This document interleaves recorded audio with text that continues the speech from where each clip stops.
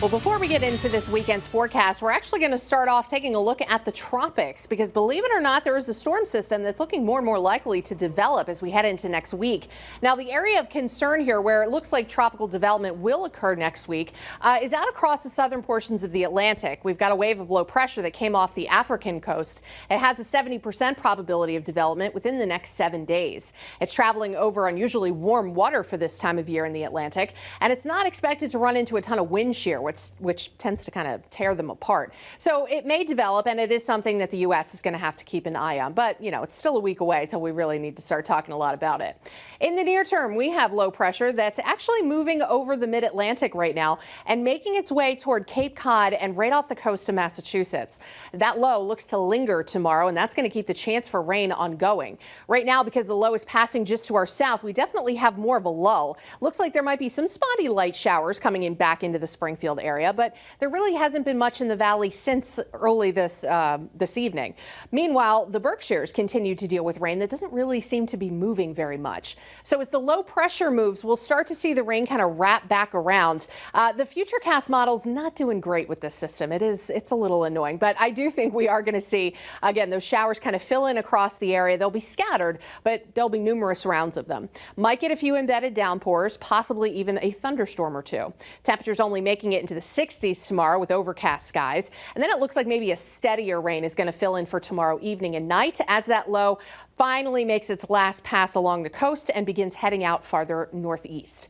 By Saturday night, the low starts pulling away and our conditions begin to improve quickly. The excessive rainfall outlook, which is basically flash flood guidance, it's a low isolated risk for flash flooding throughout the Bay State. It looks like the best chance Worcester County and points farther east. For Western Mass, the Valley has the best possibility of that, but it's not looking likely. I think many of us pick up around a half-inch. Rainfall amounts over the last couple of hours have definitely lowered, but again, I don't think the models are doing great with this. I think most of us pick up a solid half-inch to as much as an inch of rain by the time we hit Saturday night. Now, taking a look at the temperature swing, there's not much of one. We dropped to about 60 tonight, and we don't make it to 70 tomorrow. Cloudy skies, again, periods of rain, maybe a rumble of thunder. Now, Sunday is looking a little better. That low pressure system will continue moving farther away, but we still have the upper low that we're dealing with. So cloud cover lingers, breezes coming down out of the north, might be a little breezy at times. A lot of clouds with a chance of a spot shower, but then we may get some breaks of sunshine toward the end of the day, and we could even clear out for a time Sunday night. Going into Monday, I think we'll see a mix of sun and clouds through the first part of the day. But as we continue out toward Monday afternoon, the upper low is still present. So as the day heats up, we'll likely start seeing some isolated or pop-up showers and maybe a thunderstorm. So your Father's Day forecast, again, not too bad. We will have some patchy clouds around through a lot of the day, but temperatures are going to get back toward the middle 70s and only a low chance for a shower.